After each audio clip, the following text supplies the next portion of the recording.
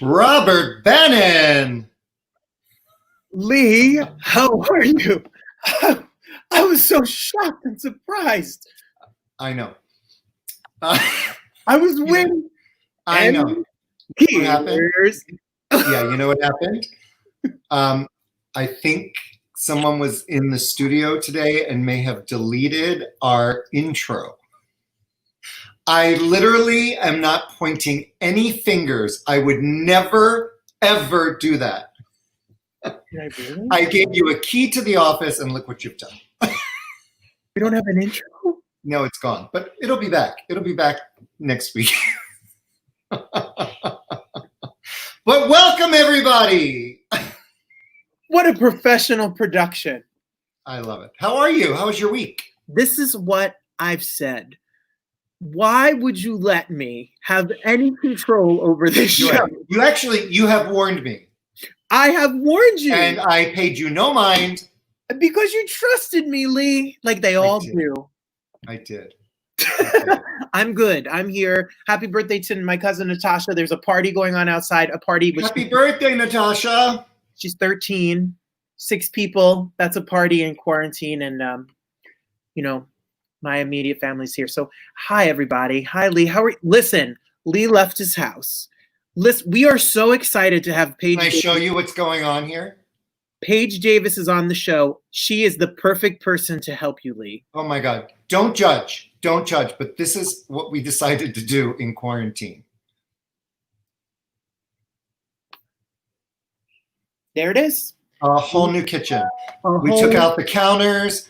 We took out the sink. That's our new farm sink right up there at the top. And it's happening. It is happening.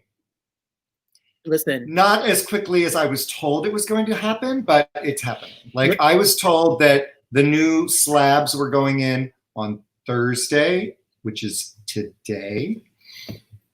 And it's next Thursday. No offense to Mark, who is a genius, but Paige, who's our guest today, and her amazing husband, Emmy nominee, Paige Davis, Tony nominee, Patrick Page, was at your house, she'd have it done in 30 minutes after a commercial break. Right. And one of my favorite guests of all time is back today. One of the most I know, Catherine Alcorn, all the way from Sydney, where it is now 9 a.m. Friday. So we just talked to her, and the good news is that the world didn't end. No, we're okay. Fridays. So when we're going to wake up tomorrow, and it's still going to be here. God willing. Hey, for anybody that's wondering, I still have not met Sarah Jessica Parker. I'm loving her in Vivo X SJP Sauvignon Blanc. I want her to be a sponsor of our show. And when I say sponsor, I just mean send us cases. But she hasn't called us yet. So I'm plugging her every week. And I think the least she could do is sponsor us. But Lee has single-handedly put her son through private school this year. I literally have. That's funny. I literally have. What else is going on?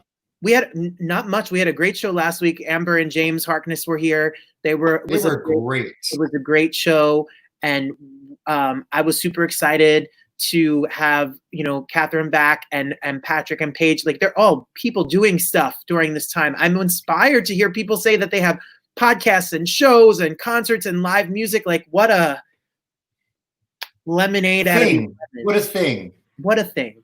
Yeah, it's great. It's great. No, I've done nothing. I've had the quarantine. I stepped on a scale today, Lee. I don't want to discuss it.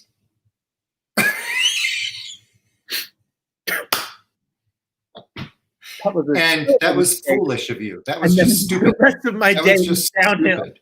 It was downhill from there. Somebody posted yesterday on Facebook. I think I sent it to you. You know how people post, like a sentence or a quote, with a colorful background. And someone posted, "I really miss my thigh gap."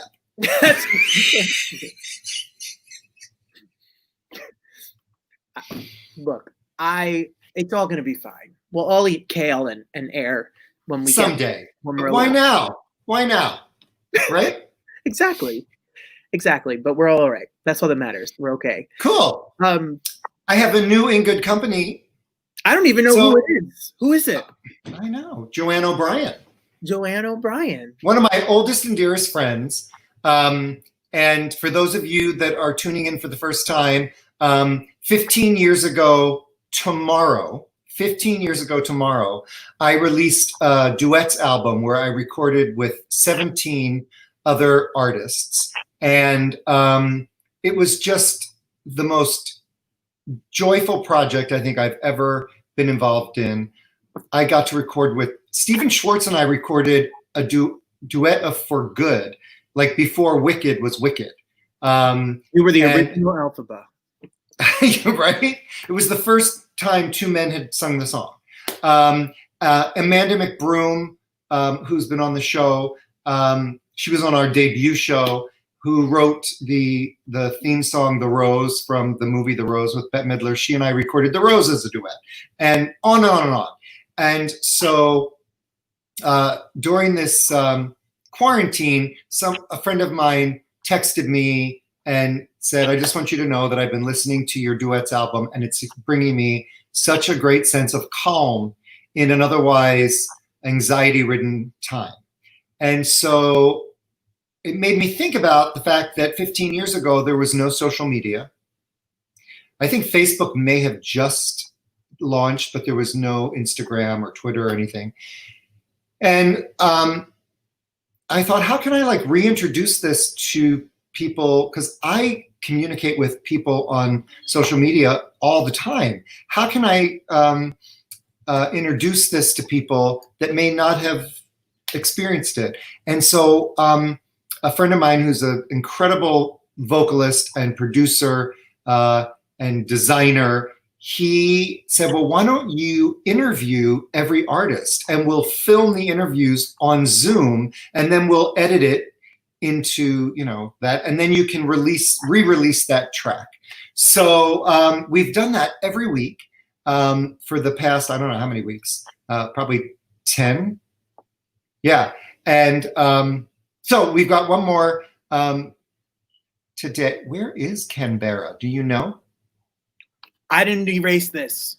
Somebody said, good morning from Canberra. Oh, Canberra. Where is that, Australia? Catherine Alcorn fans wrote. Oh, it probably is Catherine Alcorn fan. Okay, anyway, so this is Joanne and I recorded a version of the Nancy Sinatra Lee Hazelwood tune, Summer Wine. And so here's my little chat with Joanne. Strawberries, cherries, and an angel's kiss in spring. Joanne O'Brien! Oh my God, Lee. Of all 17 artists on this recording, my friendship, my musical friendship with you dates back longer than anybody, because we met, I was a junior in high school. We met, I was a sophomore, you were a junior. Yes. You're 16. You had your driver's license by then. I remember a whole lot from that time. And it's so... But we can't discuss it. We cannot discuss it. But it's fun. When we were coming up with the track list for In Good Company, Mark insisted that we record a Nancy Sinatra tune because he's slightly her biggest fan. And I didn't want to do an obvious duet, like something stupid. And so we decided to make a duet out of Summer Wine, which she recorded with Lee Hazelwood in 1967. And I love what we did with this to make it a duet because it's so ethereal. It just works it's such so a beautiful well. Song. It's so good.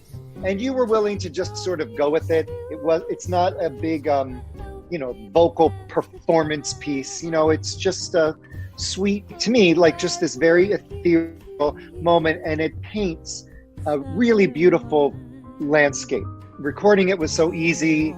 I think just because I know you so well, I just remember our recording session, and I remember from the live concert version at the Ford Amphitheater. And I read that this song has been covered in many languages: Spanish, German, French, Hebrew, Icelandic, and Flemish. I've done the Flemish and Icelandic version, but no one was there to record it. So I think there might be room for another rendition for us. And then she gave to me more summer wine, more summer wine.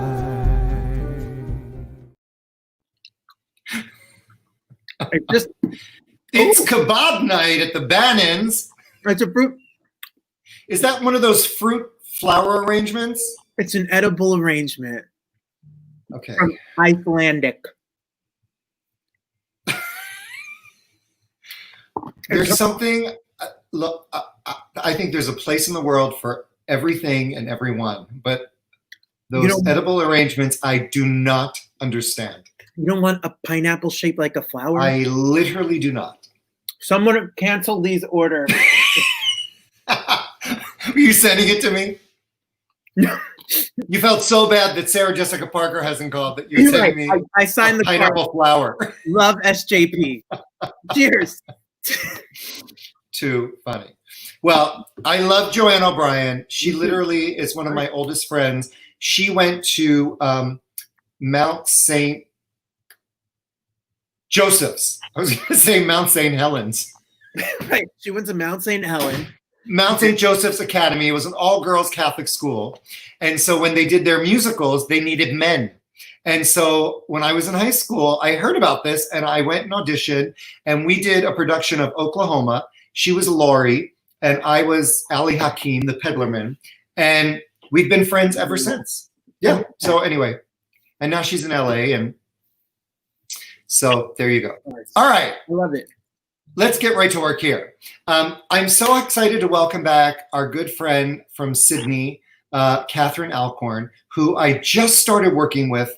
I think we met in August. She was here in LA. I think it was August of last year. And we were planning a big US tour for her. She does an incredible show called The Divine Miss Bet. And she recreates like a 1970s Bette Midler concert with the Harlettes and the band. And she's incredible. Never, ever, ever has I have a concert booking agency called LML Music Presents, and never have we ever represented an impersonator. It's just not anything we've ever done. But she's so good, and her materials are incredible. And so I said, let's do it. And so we planned this whole tour, which obviously is not happening now. But we have become really great friends over these months, and she has opened a virtual venue in Sydney called the Reservoir Room. It is like out of this world, top of the line, the sound, the lights, everything. It's incredible. I'm so impressed. And I think we have like a little promo I'm going to show right now. I didn't delete it. Check 1, 2.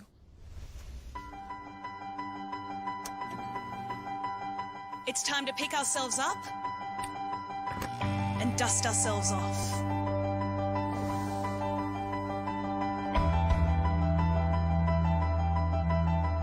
Bob tonight? Oh no, Baruchka, darling, this one's as mine. Showtime. You ready? Let's do this.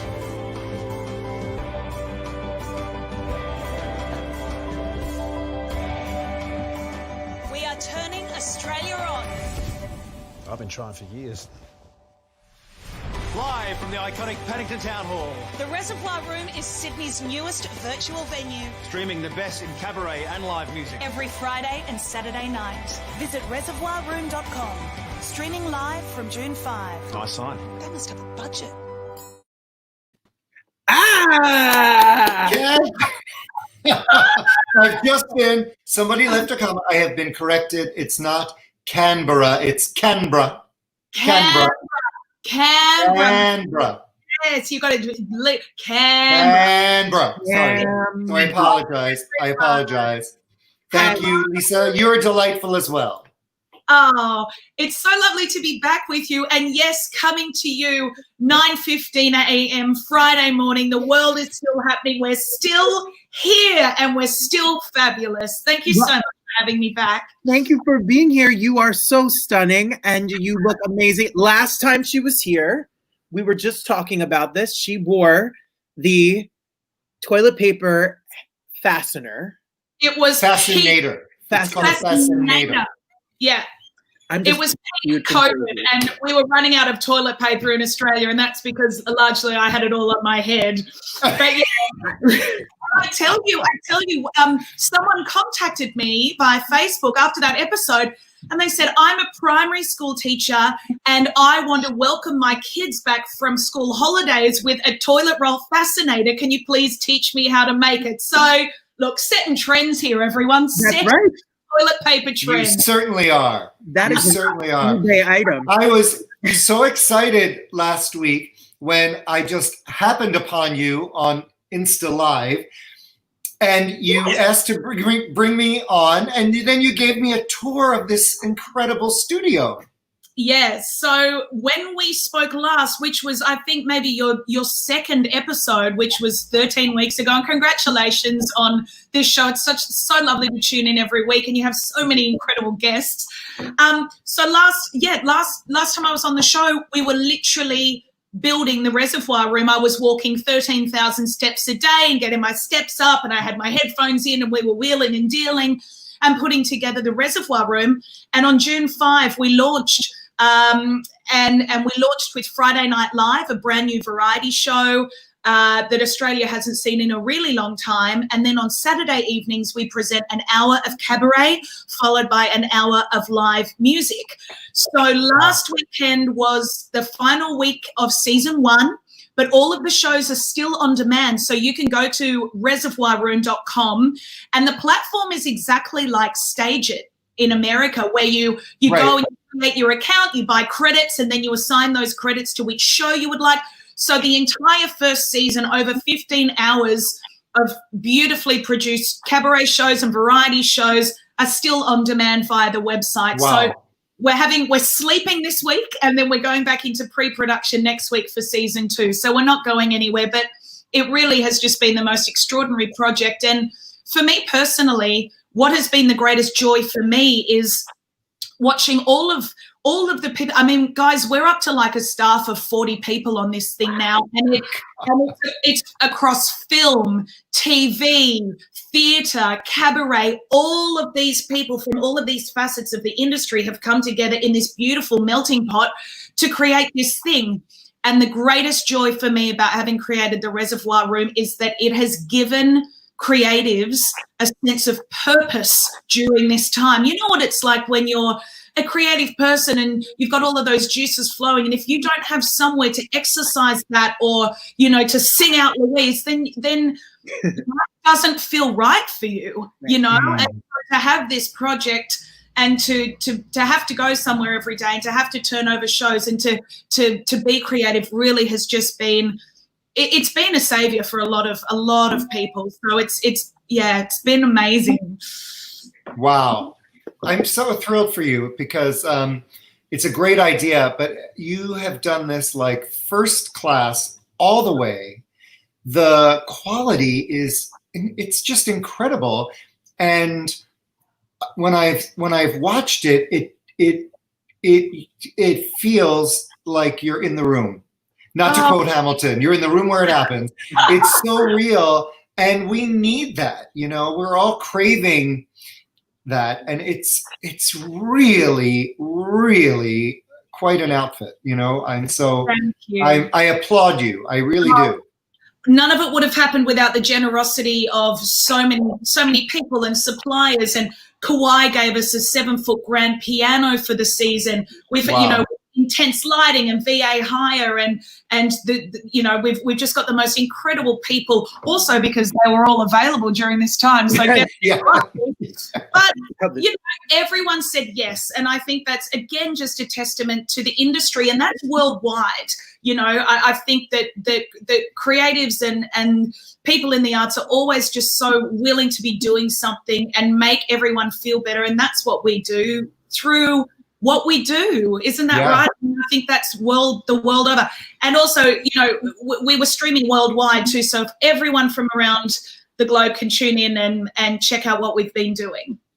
Absolutely. One of the, I know you did your own Catherine as Catherine. I know you did the Bet show or part of the Bet show on the Reservoir Room as well. Yeah. Okay. So how this is how it went down, you guys. So I did 30 minutes of Catherine, and then and this was on the Saturday night. On the Friday night on Friday Night Live, I interviewed Julie Gold from New York City, who of course wrote the song From a Distance. So we're live streaming from the iconic Paddington Town Hall in Sydney. So as a pre-record, because I needed some time, because we stream live, I needed time to get off the stage as Catherine and then transform into Bet and then get back on the stage for the second half of my set. So I thought, what the hell can we do? The band can either play, you know, an instrumental track while she's getting ready and blah, blah, blah.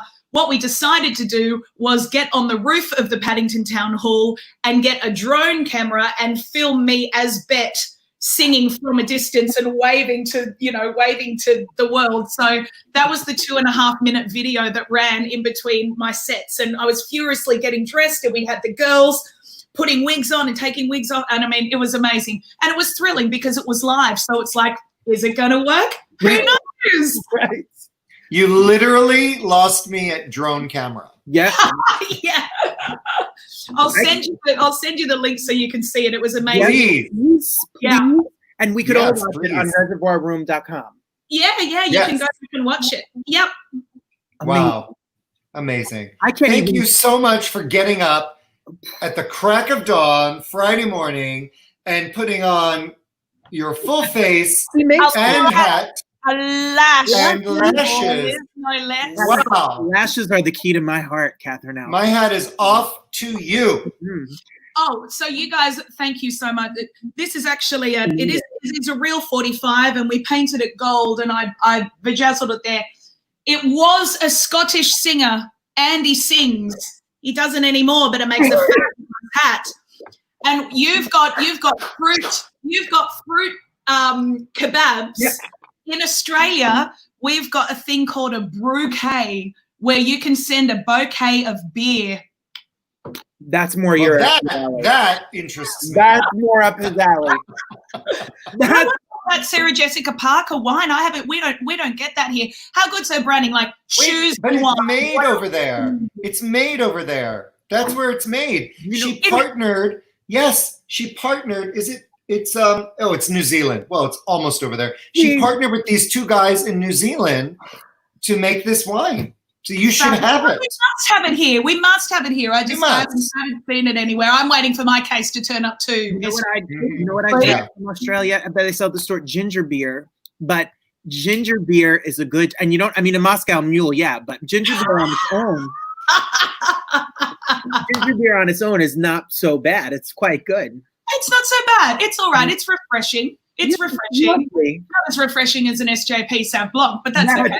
Thank you. Uh-huh. One of these days, I just know there's going to be a case of beer and like 4 pairs of her new high heel shoes on my doorstep. Absolutely. I'll send the shoes to you. I'll send the shoes to you. Thanks. I'm keeping the wine. Free, by the way, the mail is going around the world at the moment. I hear that. Wow. Catherine, I can't wait. Thank you so much. The world to open and we get to see you in the States do your show here. I cannot I know. I cannot wait. It's going to be such a blast. Thank you so much for having me this morning. Yeah. Thank you for being here. We appreciate Stay safe. You too. Mwah. Bye, boys. Hi, Catherine. My. Tell you, her Australia friends show up to see her. They do. They do. They do. They do for sure. So I'm very excited about, I know, because most of the guests we've had on the show, one of us knows, has a, you know, and I've never met in person. I've seen them, but I've never met in person either of our guests. And so I'm thrilled. So we have Patrick Paige, who he's done so many Broadway shows, I've lost count, but he recently was in Hadestown until Broadway closed down. He was nominated for a Tony. I did see him in that when I was in New York in January. You saw it too. Yeah, fantastic. And his wife, Paige Davis, who most of the world knows from Trading Spaces, but she is a Broadway gal. She's done Chicago so many times on Broadway and many other musicals. And they're here from their apartment in Manhattan. So we put together just like a little sizzle of their life. This is your life. This is your life. So they'll be here in a second, but enjoy this. Hey, little songbird, give me a song. I'm a busy man and I can't stay long. For a night out on the town, you just found me. But ain't you glad you finally seen one? Mr. Green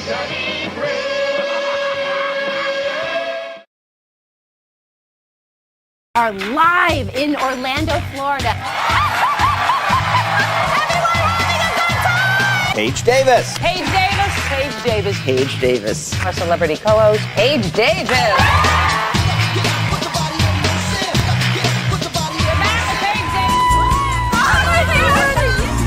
Newspapers shout, a new style is growing. And ambitions are bare. Be free,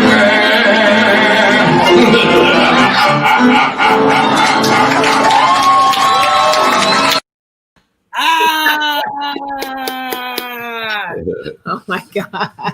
Hello. Welcome. Hello.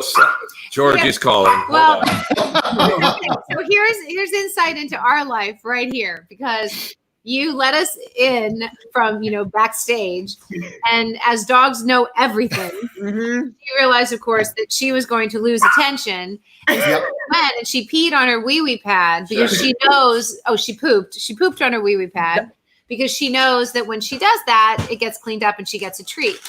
So she has extorted our attention.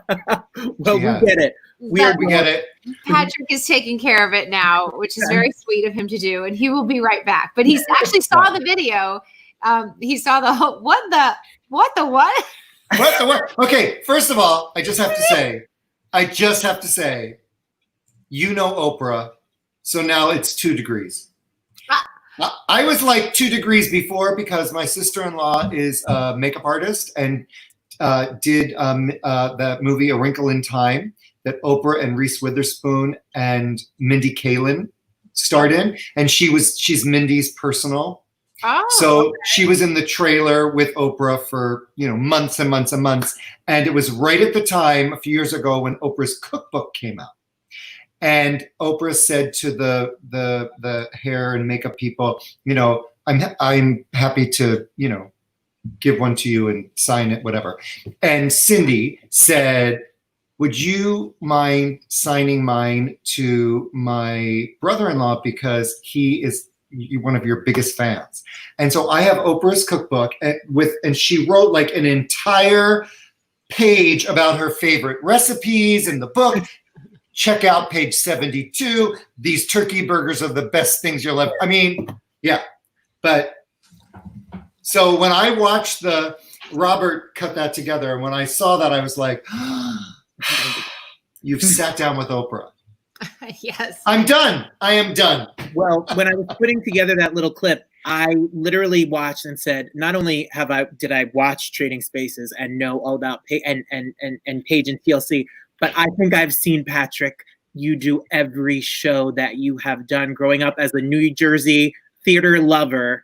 I have seen you in every makeup, costume, getup, and your voice is, I could dream of having a voice that deep and beautiful. Is it 14 Broadway shows? Yeah, there's this site called the Internet Broadway Database. Like where do you think I got that data from? Yeah. So I think they list 15 because they include an act of God, in which I did not appear, but I played the voice of God. Well, it actually would be 16 because they also list How the Grinch Stole Christmas twice. Right, because I did it two years in a row in two different theaters. What was great about that is that I got to play the St. James the second year, which I had never played the St. James before, and it was one of the houses on my bucket list. So that was nice. Wonderful. I got to be in Peyton Lane's dressing room and Patty Lupone's dressing room. Yeah, so that was great. I just saw you in January when I was in New York, in Hadestown. Just in under the wire, huh? Yeah. Oh my God. We suspended, I think, around March 15th, around the ice. Yeah. Yeah. I was there. I'm always there in January, and it was the only show I got to see this year, and I went by myself. And was everybody in? Were all the leads in? Everybody was in. That's great. It was fantastic. It was.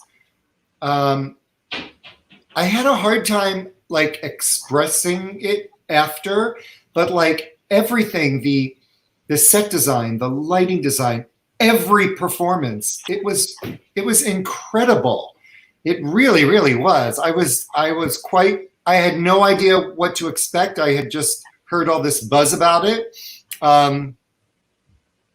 It was very profound in that way. I loved it. I loved it. I've seen it so many times, and I definitely got scolded by Patrick for. He's like, "You have to stop coming to the show," because I was spending his whole paycheck on seeing the show. People think that we get comps on Broadway. We don't get any comps. Right. No.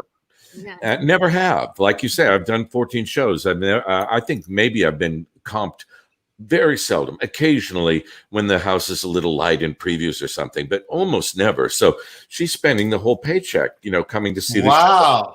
Every time somebody would come in from out of town to see it, I would be so jealous that I'd be like, "Oh, I'm just going to get a ticket too."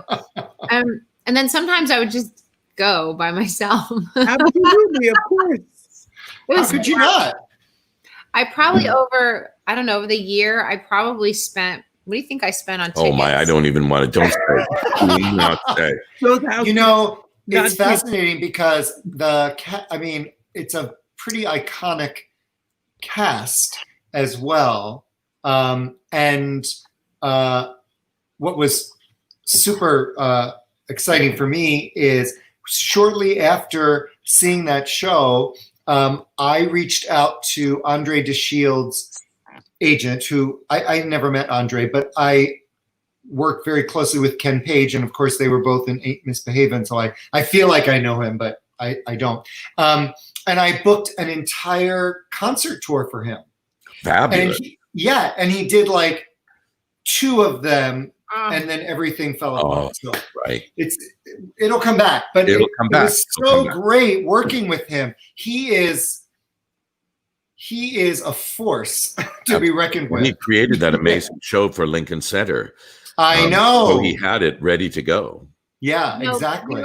Before we came on live to the platform here, we were all talking about Patrick's podcast, and one of the episodes of Patrick's podcast, he interviews Andre, and it's quite special, and I think that you will really enjoy it. Well, speaking of Monday. I know what I'm doing on Monday. Tell us about the podcast, Patrick. How did you come up with it? Where can we watch it? Who's on it? Listen to it? Well, it's listened to, yeah. Although we're now putting it on YouTube as well, but it's on all the audio platforms, on Apple and on Spotify and all of those. There we go. I'm so proud of our ratings on Apple are crazy. We have over 100 ratings, and they're all 5-star ratings. So I said to my partner, but it's either all our friends and our family, or we're actually getting through to people.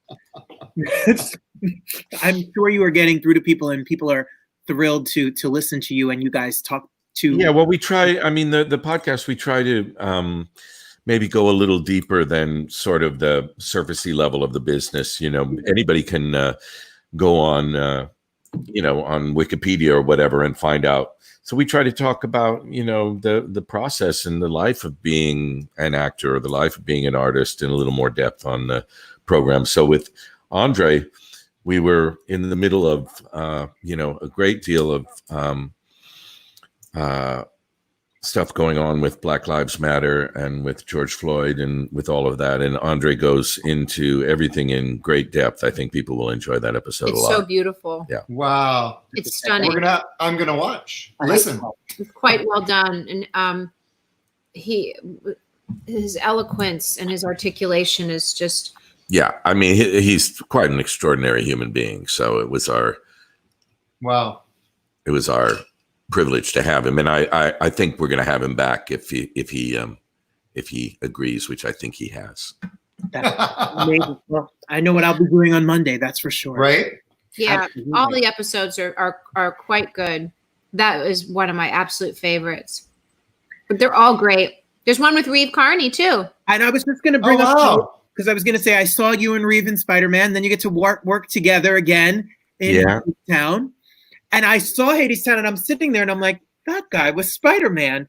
And Patrick, and I was like, this is... Well, even when we were back in Spider-Man, when they were doing the very, very, very early workshops for Hadestown, they had approached Reeve. But Reeve came from a different background. He really came from the music world as opposed to the musical theater world. So he really didn't know what that was, what the workshop process, the laboratory process was. I mean, for anybody who's listening and doesn't know, the average Broadway show takes like a decade to get to the stage. It's workshops and labs and rewriting and all kinds of recasting.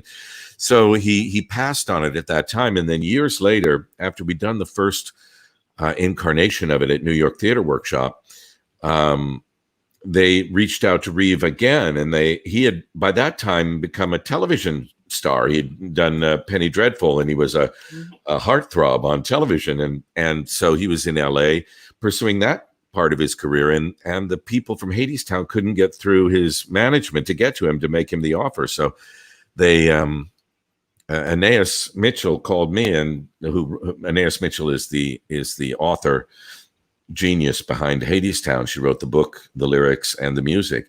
And she said, you're friends with Reeve. Would you mind reaching out to him and telling him that Hadestown would be a good thing to be a part of? So I got to have a little role in that, to reach out to Reeve and say, hey, I think this role would be the perfect thing for you. And then we went away and did it in Edmonton, Canada together, and we had a great time. And then we went to the National Theatre in London and had an even better time. And then we came and did it in New York. Wow. Wow. Now, were you in Spider-Man for the whole run? No, I was in from the beginning, all of the previews. I forget how many, but there were hundreds. Right. We previewed, I think, from November, December, January, February, March, April, May, June. I think we finally opened in June. If I recall, I could be wrong. It's all available on the internet. Anyway. I thought it was funny because, they ran into technical difficulties and things. And so the opening did keep getting postponed. So the first date that came up was supposed to be their original opening night. The producers still threw a party for them, just a small casual party. And everyone was going around saying, happy fopening. It's already opening. And then they came to another date. And we were supposed to open again. And then it got postponed again. And they were like, well, happy hopening. And then there was a third date that got postponed again. And they said, happy nopening. Wow. From fopening to hopening to nopening. And then eventually. To nopening. Yeah. And then from the time we actually opened, I stayed in the show for a year. That was the duration of my contract. And then when my contract expired, I left. There was a production of Cyrano de Bergerac that was happening in New York at the time that I wanted to be a part of. And so I left to do that. Wow. Were you in the show when Jake Odemark was in? Yeah. Yeah. He formed a I wasn't in it. Jake was playing Spider-Man, but Jake was. Right. Yeah. he created that group. They were originally, it was a vocal trio, an a cappella vocal trio. They were originally called the Spidey Boys, and then they changed the name to Apollo Link. It was Adam Roberts and one other, and I repped them for a short time when they were still together. It was fun. So talented. Yeah. Well, Jake has been doing these things on Insta story where, I mean, he's a vocal arranger, like for show choirs. That's like what he used to do. And so he does these like contests on Insta story where he will he'll play like one harmony line and encourage people to sing that line and send him the video. And then he'll play another line and he'll do that, and then another line, and then he'll reveal the melody line, and then he edits it together and has like a show choir in quarantine. It's brilliant. Wow. Yeah. He's brilliant. Yeah. I will say, nobody would wish this pandemic on anybody again, but the amount of ingenuity it's brought out in people is extraordinary. I've been part of a number of Zoom presentations now of plays. I did a production of Macbeth for Stars in the House, which I thought was, we really got close to realizing the play on film. And I have another one coming out on July 23rd from Theater Works in Palo Alto, which is a new play called Shakespeare in Vegas, which is a farce, a comedy, and that Giovanni Sardelli directed, and it's quite wonderful. I've watched bits of it, and it's very funny. Wow, wait, it's amazing. Yeah, and here we are having a talk show with you on, which is like ridiculous. So one of the things that we love to do on this show, it's remember that old TV show, This Is Your Life? Mm-hmm. Okay. Remember that? Yeah. So yes, we have a This Is Your Life moment because we had a guest on the show a few weeks back who is very connected to you. Well, to one of you more maybe than the other, but probably to both. And so we asked them to come back and sort of surprise you. That's always Bring it. Literally, he's one of our favorite guests that we have. Oh, I gave it away. It's a man. You did. He's one of our favorite guests that we've had. And I know you adore him. Are you ready? We're ready. You're my girl, and nothing you do is wrong. I'm proud you belong to me. Hello, Jake. Hi. I'm doing good. Are you really bummed about not being able to do Mrs. Doubtfire? Yeah. Oh, that was such a big deal. It was going to be such a big deal for you. But what's the story there? You've already told Lee and Robert, I'm sure. What's the deal? Is it going to come back? Yes. You guys know yet? We are coming back. The Broadway League said, January 3rd for every Broadway show. So it's supposed to come back whenever we can come back. Good. And the producers feel strong about it? Yeah, they feel that, that whenever they come back, we're going to just come right back in. And I'm assuming we'll have to rehearse in a rehearsal room again because it'll be like a year by then almost. Yeah. But it's funny. I've been missing my MAME castmates so much. I don't know why. I every time that you guys should know that cast was like so great. Wow. I mean, I loved there was just not a bad apple in the bunch. I mean, everyone was so kind and worked so hard and were so loving and good to each other. And I just miss everybody. Do you remember Jacob, one of the dancers in the ensemble? Yes. So I was just chatting with him today. We're going to try to see each other on Monday. Yeah. And his boyfriend, Manny. And I mean, yeah, I miss everybody. I want to have a party here when we're all back able to do it. Yeah. Yes, definitely. MAME was that was a really fun show at North Shore. I really enjoyed that. I've done a few shows there, and that was almost 2 years ago now, I think. Yeah, it's 2018, summer of 18, June of 18. Yeah, my good friend. I really want to go back there too. I really want to be back at North Shore. I mean, just like name the show, I'm there. Everything was so great. I'll tell Kevin Hill. Well, my good friend Matthew Chappell, who's married to Kevin Hill, he actually introduced me to Jake and then to Paige and Patrick, and so he actually connected me through Mary, Jake's mom, and we were emailing about Jake coming on the show, and she said, well, Jake thought it'd be fun if we invited some of the other cast members of Mrs. Doubtfire, if you're interested. And I was like, okay. And we literally had the entire principal cast of Mrs. Doubtfire on our show, which is ridiculous. It was so great and so much fun. And Jake was an incredible host. He had trivia questions for people. Who, me? They were not ready. Well, you might be getting some. I have questions. Oh, he's a tough interview. He's a tough interview. My first question is for Patrick. So when you were the Green Goblin, that was the first Broadway show I ever saw. Oh, good. I'm glad you made it to your second one. I was 5. And so you flew. I want to know, what was it like flying for the first time as the Green Goblin on the your ship? I'm going to give you a secret, but you must promise that it goes no farther than this room. Yes, I will. I will not. The secret is I never flew. I had a stunt flyer. And there were 2 reasons for that. But the main reason was that flight that the Green Goblin did at the end was thousands of hours. Well, I don't know thousands, but certainly hundreds and hundreds of hours of rehearsal, probably thousands of hours. It was the most complex thing in the entire show. And I'm not the kind of athlete to really be able to do that. And B, they needed me in the other rehearsal room. Those 2 things had to rehearse concurrently. Well, there's also a third, like just logistical reason.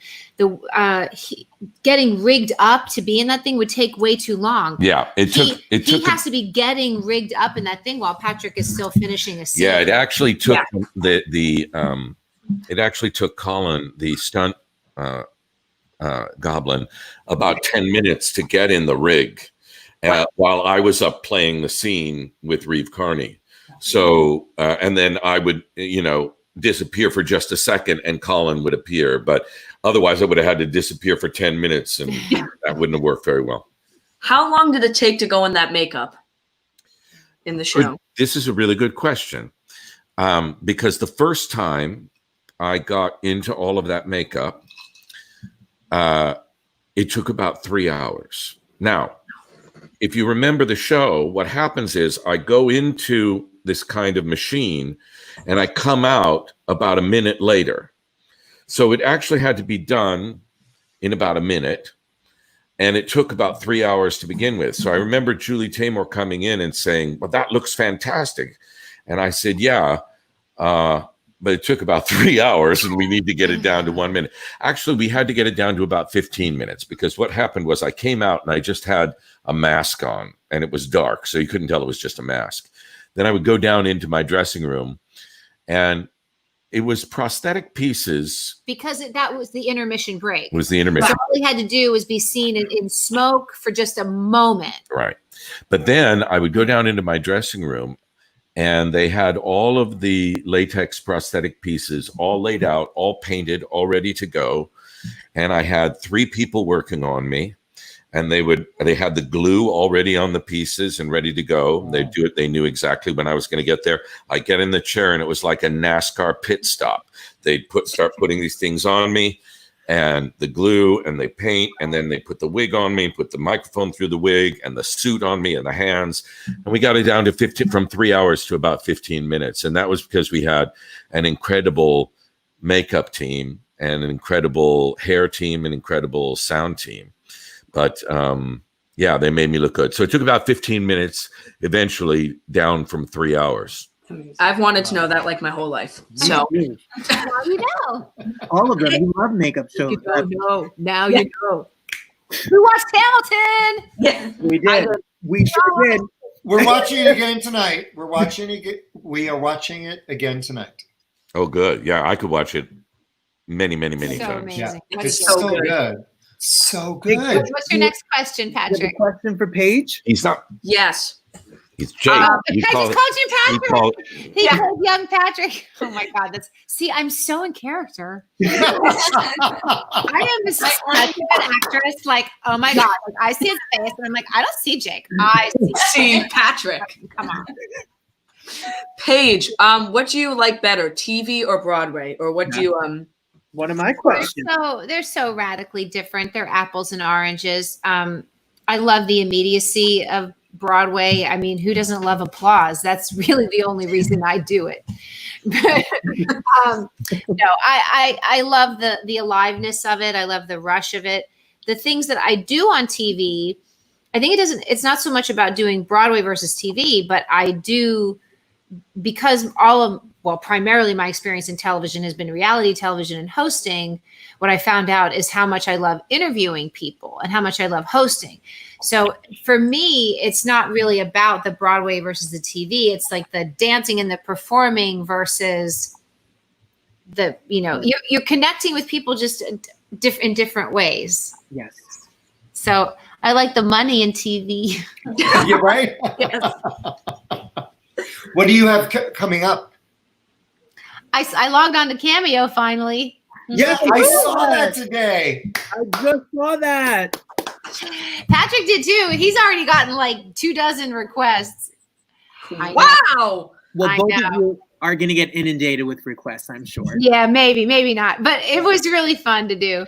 And I did one already. I did two already, but one of them was from a fan who I know her, and I can't believe she even wrote and paid to do it. We had Adam Pascal on the show, and he said, that he's doing Cameo. He said, but he's like some person has been like ordering, like requesting song after song after song after song, and he's like, am I just recording an album for you personally? He was my Billy Flynn one time. You're kidding. On Broadway? Yeah. Wow. How many times did you do? I lost count. I looked on IBDB. I lost count too. I mean, I started in the touring, the first national tour, and then I went into the Broadway company. Then I did the Portugal company. Then I did Broadway tour. Wow. A bunch of times. Wow. How many times? Probably. Oh, I have no idea. Since 1998. Wow. How was Portugal? Portugal was great. How long was I over there? Quite a while. We have some sexy memories from Portugal. That's why you saw that sly smile. You were there a while. Was it more than 6 weeks? Was it 3 months? I don't know. Wow. I don't remember. It was a long time. It was awful. Portugal was amazing, but performing Chicago over there was very difficult because English, everybody knows English, but not at that rapid pace and not like at a vaudeville pace. And that's very American humor. Some of it would go maybe over a little better in London, not just because of the English, but because of the vaudeville humor. Right. In Portugal, it kind of fell and so they might get the joke, but if they did, they wouldn't get it until after they'd read the subtitles. Right.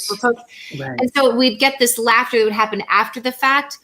And Chicago, with the vaudeville style of it, the laughter is oftentimes the sound that is the button on the joke. Right. It's part of the track. It's part of it, and it helps the beats. And you don't notice that until it's gone. Sure. Right. It's missing, and you're like, oh, that is the part that helped us wait for the right timing of the right window for the next joke. Sure. So it was very difficult. We performed in this cavernous space, and Chicago is an extremely intimate show. Right. Were you in Lisbon? Yeah. Well, you are the like literally iconic house. You are the construction house designer person. Do you have advice for Lee, who is literally getting a brand new kitchen? My advice would be, why are you starting that in a pandemic? Okay. Here's the deal. Like, Here's it's not the deal. hard enough to get the food I know. and know Here's about the deal. And We get it need home. you Now you there. go to the kitchen I know. and prepare it. I know. Here's the deal. Here's the deal. First of all, my partner is an incredible interior designer. So we don't have like the stress that most people would have about doing renovation because that's what he does. That's number one. Number two, at the very beginning of this quarantine, we had an air conditioning pipe crack in the attic. It flooded the insulation and slowly dripped through the living room ceiling. We have 2 golden retrievers, so one of them is a puppy. So we have the living room blocked off because we have a very expensive antique rug in there. Oh my God. I went to get the front door one day and I noticed that the whole ceiling was buckled. And I looked at the rug and the red in this antique rug had bled through the whole center of the rug. Oh, And then I found the wallpaper, which was this de Gournay French wallpaper, had been stained. And then I moved a pillow on the sofa and it had been ruined and it was a mess. It was a mess. So we filed an insurance claim. We got very nice insurance settlement. And I said, because this is at the very beginning of the pandemic, and I was unemployed, I said, you can spend a third of this to redo the living room. I thought that was very generous. So we moved the antique rug under the bed in the master bedroom because we didn't have a rug. And it's perfect because you can't see the stain and it looks fantastic. And so we ordered everything for the living room, and we have in our kitchen the granite or whatever it is counter. It had cracked towards the back behind the sink, and it was dripping underneath. So it's something that we have needed to do for a while, but we just kept putting it off because, you know. And so I was like, well, we have some extra cash now. Let's do it. I hope the insurance adjuster does not watch our show. Yeah. But anyway, so we decided, well, we're going to do it. But it is a mess of a job. It is a mess of a job. On July 4th, we had, I don't know, 4 or 5 workmen in the kitchen and so much sawdust. I mean, it was awful. And by the end of the day, Mark said, I think you should leave. This is not going to end well. And so I went to the Soho House for one night, but it was so restricted there that I felt really nervous. Like it was easier to be amongst the sawdust than, like, you couldn't do anything. Right. Everything. Yeah, it was, that made me more nervous. Well, this sounds straight out of a plot of one of the episodes of your show, Paige. But it's going to be amazing. It's going to be gorgeous. I will show after pictures. Except we don't put our neighbors up in the Soho House. We have a really gorgeous farm sink, and Mark had bought this hardware. It's kind of industrial looking. It's really great. Like 5 years ago, it's been under the guest bedroom bed for 5 years. Like, so it wasn't that expensive. Wouldn't it be hilarious if you redid the entire kitchen and then remembered that he'd bought that 5 years earlier and put it under the bed? Sitting there? I would do that. I would totally do that. Right? So it's going to be great. It's a little challenging. Like here's one thing. You don't think about these simple pleasures. Like, I am a big tea drinker. I'm like a serious tea drinker. I have a tea from France that I like, and I have them ship it to me. I'm like a tea snob. I love my tea. And I was performing. I did a concert on a Japanese cruise years ago, which was a joke because literally nobody spoke English. So you would like do your patter to set up a song, and then they would translate it, and then it was hysterical. It was hysterical. Anyway, in my suite, they had this hot instant hot pot, like you just pushed a button and you could make tea, and it was always boiling. So I wrote down the name. When I came home, I went on Amazon and I ordered one, and it's amazing. It is amazing. So I said at the beginning of this renovation, I'm like, the only thing that I need is my hot pot. Everything else I can order. I can order every meal, but I need my tea like first thing in the morning. So Mark said, well, move it into the bathroom. And there's room. And I was like, great. Well, it's pretty big. And I use this big pitcher to fill it up with water. Well, the pitcher won't fit in the sink under the faucet. Like, how is this going to work? Oh my gosh. That's been my biggest challenge. Your tea. I get it. We're doing well. Paige, I'm doing well. Before we've kept you guys, how did it start? How did the home renovation? How did all of that? Is that something you've always been interested in? Is musical theater first? Like what? How did that order happen? I have no expertise in DIY whatsoever. I'm a Broadway gypsy who auditioned for a reality show and became its host. Wow. Yeah, I have amateur love and passion for decorating my home as anybody would. In fact, my mom actually studied interior design and went to school for interior design, and it's her number one passion is interior design. But in terms of DIY, I mean, I learned not as much as I should have on the show because I wasn't really that interested. I mean, I was more interested in talking to the neighbors and interviewing them and being with them and, asking them how they were feeling. Right. Then I really wanted to learn how to do a tile backsplash. Right. Well, let me tell you about a tile backsplash. And I was always so nervous, when it's so silly, it's so shallow and dumb, but they always wanted me to look pretty and they wanted me to look cute. So every time I would start to get involved and maybe kind of get into it a little bit and be learning something from the designers, I would either be destroying my clothes, and you have to go back and forth between houses so they can't see what you've been doing. You know what I mean? Right. I used to have to put tape. Like if I got paint on my clothes, we'd have to try to get it out or cover it with tape so they couldn't see what color the paint was. I was trying not to get anything on me. It's very difficult to do DIY if you can't just do it.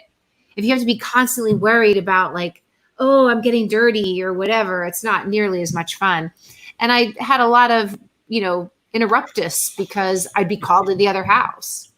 Sure. So I just never really got into it that much. And people call me this home expert, but I'm no, because she's a saying home expert here. I'm an expert in how people feel about their homes. I'm an expert in watching them go through that change and their fear and their anxiety and their relief when they're happy in the end. And just watching people adjust to something so new and so surprising was just fascinating. Wow. The people watching was fascinating. Well, YouTube her. She not only helps fix your house, but her voice is stunning. She's gorgeous. Gorgeous voice. Beautiful. I didn't realize that being a Broadway baby came first before. Oh, yes. I thought, because there are a lot of TV people that then will do a stint in Chicago or whatever. And oh no, I had been in Chicago for years before. Yeah, because you're really good. I was like, you know what I mean? We met in 1995 doing the national tour of Beauty and the Beast. That's how we met. Oh wow! He was Lumiere, and I started in the ensemble, and then halfway through our tour, I moved up to Babette, became Babette. So, yeah. Wow. That was my whole dream in life, and all my passion has always been Broadway and musical theater. But, in Trading Spaces was a bit of a fluke, actually. And then I found that I really, really, really loved it. And I think one of the things that I enjoy about hosting is, as much as I love musical theater and as much talent as I bring to the table, I know I'm not delusional about my skill level in certain things. And I feel that with the dancing and the singing, I can bring a lot and I love it and I have a lot to offer. But as a host, I feel like I'm more unique. I feel like what I bring might be different than what other people do.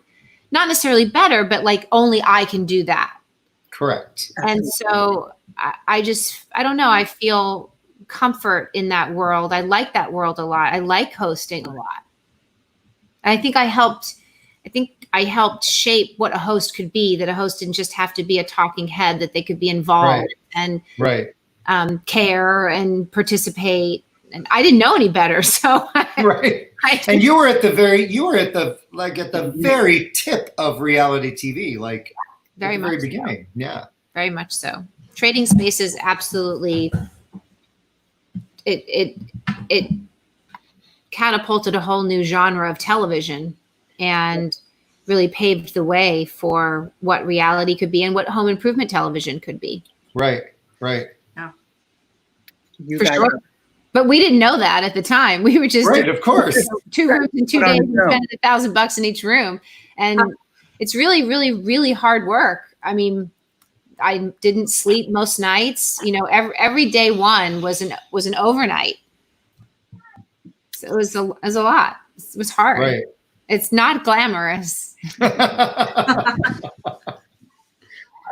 Well, you all are absolutely incredibly talented, and thank you. Well, thank you for thinking so. And this we are one, so Jake, appreciative really that talented. Thank you.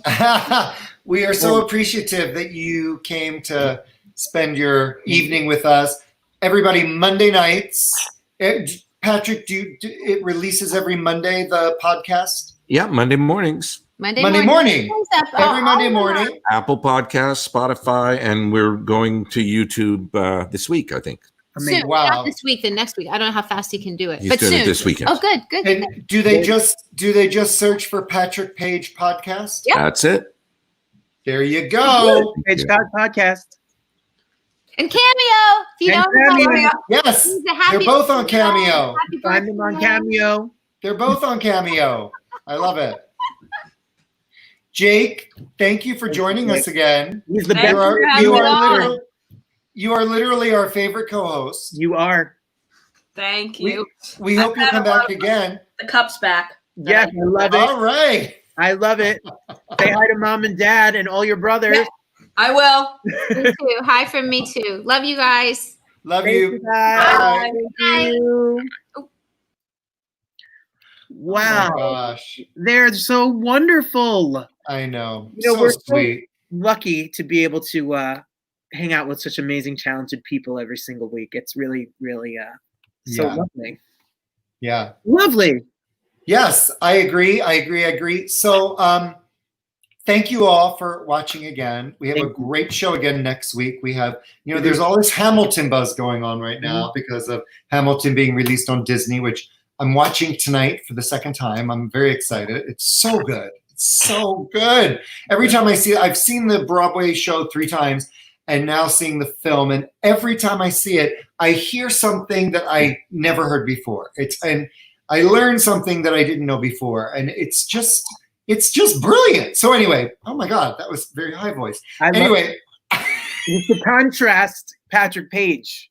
That's right. So anyway, next week, we've got some cast members from Hamilton joining us. So that's going to be interesting. But, yeah, we'll have a whole ham show. I love that, right? Absolutely. And we've been booking other weeks after that. So just wait. This is going on. This is going on, evidently, We're Robert. Never stopping now. It's great to see you, Robert, as always. Thursdays are my favorite day of the week. A pleasure, as always. I appreciate you so much. Thank you. Oh, as I do you. I just, I want to say, and then end the show on a bit of a somber note.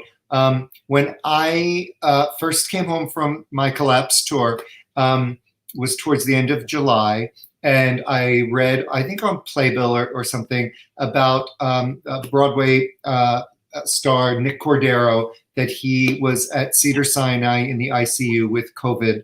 And someone had posted, if you want updates, follow his wife, Amanda Klutz. And so I did on Instagram. And every day at 3 o'clock LA time, 6 o'clock Eastern time, she would play a song that he wrote called Live Your Life. And outside of Cedars-Sinai, because she couldn't go in the hospital, and she would, sing along and dance, and people around the world, I've never seen anything like this, started to play his song and videotape themselves singing and dancing. They would hashtag Live Your Life, hashtag Wake Up Nick, because of course he was in a medically induced coma on a ventilator, blah, blah, blah. And she would repost this. And it got to a point where every morning, the first thing I would do would be to check Insta Story to see if she had posted anything. The last thing I did before I went to bed was to check for an update.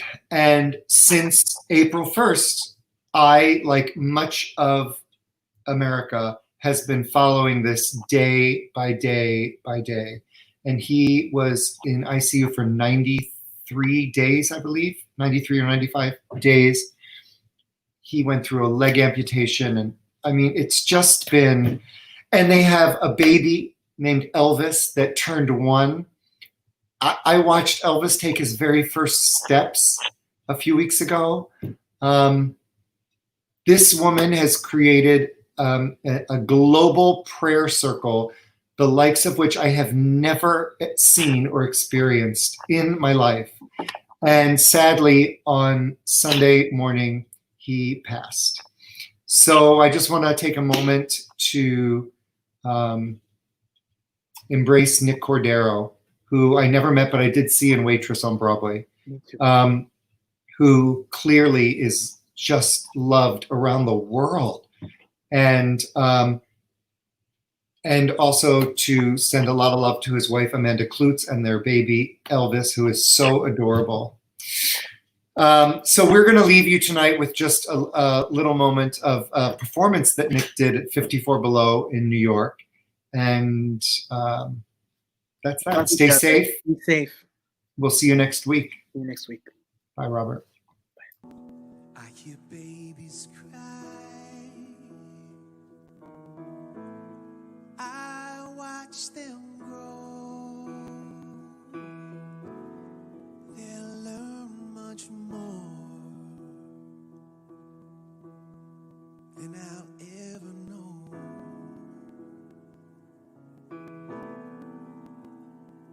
And I think to myself, so what a wonderful world.